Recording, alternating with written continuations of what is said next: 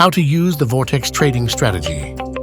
Today we will show you how to use the Vortex strategy for quick trades starting at 5 seconds.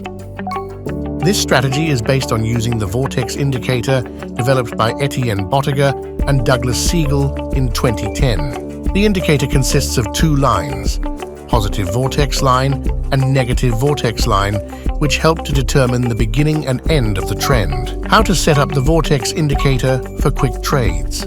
Set the period to 14 to make the indicator more sensitive to short-term price movements. Watch for crossovers of positive and negative vortex lines. Open an up trade when the positive vortex line crosses the negative vortex line from bottom to top. Open a down trade when the negative vortex line crosses the positive vortex line from top to bottom. These crossovers indicate the beginning of a new trend. Combine vortex signals with other indicators such as RSI or MACD to increase accuracy.